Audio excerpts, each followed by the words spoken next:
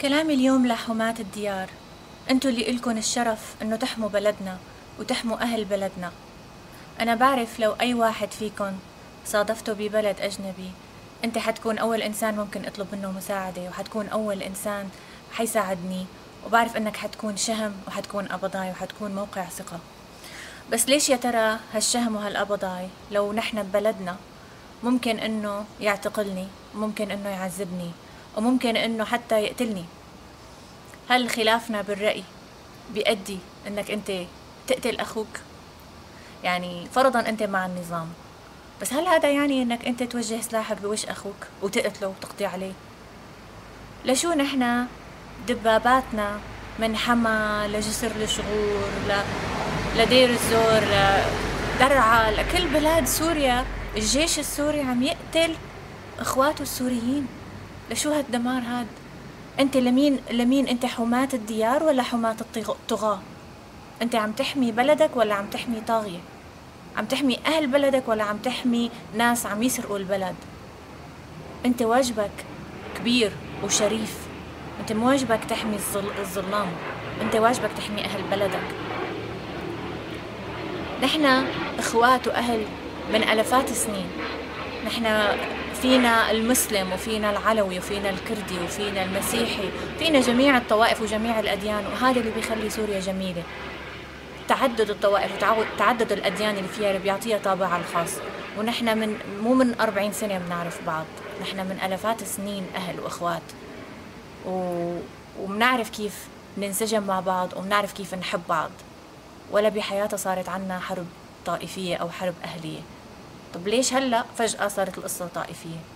اسأل حالك، انت وقت اللي عم توجه سلاحك او عم تأمر جنودك انه هن يقتلوا اخواتهم السوريين، ليش؟ خاطب قلبك وخاطب ضميرك واسأل حالك، انت لو بعدت عن اهلك بغيابك صار لهم شي، جيرانك اول الناس حيركضوا ويساعدون. طب هدول الجيران نفسهم هن انت عم تقوصهم، انت اللي عم تحط دبابتك بوشهم، عم تأمر جنودك يقتلون. طب ليش نحن بإسرائيل قاعدين؟ ولا نحن وين؟ نحن انت عم تقوص واحد روسي ولا صيني ولا سوريين؟ نحن اخوات قبل كل شيء. وحتى لو اختلفنا بالرأي ما في داعي انه نقتل بعض. يعني اذا انا عم طالب بالحرية ومو عجبني النظام، هل عقوبتي اني انقتل؟ لشو؟ ابت ان تذل النفوس الكرام. يعني مفروض انت تشجع هالشي هذا، ومفروض تحمينا، مو مفروض تقتلنا.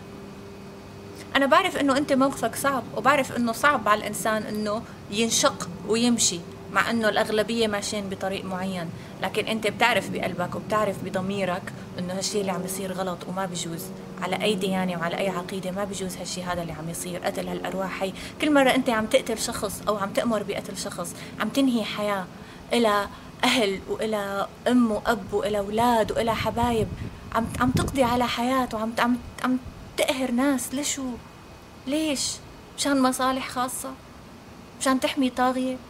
طيب بجوز الأغلبية بدي يقول إنه كلامي على الأرض ولا حياة لمن تنادي، ولو إنه أنا بظن إنك أنت شهم وأنت عندك أصل وأنت إنسان ما بيهون عليك اللي عم يصير. بس فرضا ما بدك تسمع لقلبك وضميرك، اسمع لعقلك. اللي عم يصير بسوريا هذا لا لعبة ولا مندسين ولا مؤامرة. أنت وأنا بنعرف إنه نحن عشنا بقمع وعشنا بظلم وانهدينا وطقينا وما عاد فينا، وصارت الناس عندها بالفعل الموت ولا المزلة. فهالشي هذا ثورة قائمة وماضية بإذن الله ورح تربح. هي المسألة مسألة وقت. فأنت حكم عقلك. اللي صار بتونس وصار بمصر وصار باليمن وبليبيا هذا مو لعبة وهذا مو اندساس، وهدول مو كلهم جماعة متآمرين ولا كلهم جماعة أخذوا مخدرات من الجزيرة وطلعوا على الشوارع وصاروا بدهم يموتوا. هذا حكي كلام فاضي وما حدا بيصدقه، وانت أذكى من هيك. طيب ما زال الشغلة ماضية. شوف شو صار بصدام، شوف شو صار بمبارك، شوف شو صار بميلوسيفيتش، وشوف شو صار بكل الطغاة. أولتهم وآخرتهم بدهم يتحاكموا، مو بس هن وكل اللي سمعوا كلامهم وكل اللي نفذوا أوامرهم. اشتري نفسك واستثني نفسك وخلي عندك كرامة، ولا تكون ذليل، وكون سيد نفسك. لا تكون لك أسياد، خصوصا وقت بيكونوا أسيادك طغاة. خليك سيد نفسك واعمل الصح، وانت بتعرف شو الصح. الثورة ماضية بإذن الله ورح تنجح بإذن الله. إذا كان عمرك صغير خلي مستقبلك لقدام، وخلي الناس تحكي وتحلف بشرفك وبأخلاقك وبعفتك. وإذا كان عمرك كبير لا تخلي نهايتك وسخة، لا تخلي نهايتك وخيمة، لا تخلي نهايتك يقول هذا الندل اللي قتل شعبه. لا تخلي نهايتك هيك. خليك شريف، خليك شريف، خليك أصيل. اللي عم يقتل شعبه خاين، واللي عم يقتل شعبه ندل وما في أصل.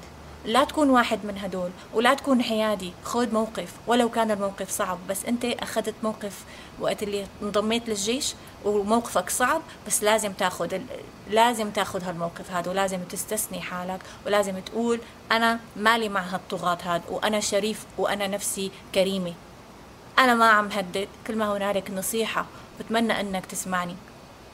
وبتمنى كمان أنه وقت اللي عم تنشقوا ما تتركوا أسلحتكم ودباباتكم لحتى يجوا يقتلونا فيهم. يعني أنا ضد العنف 100%، ضد العنف ضد أي جهة.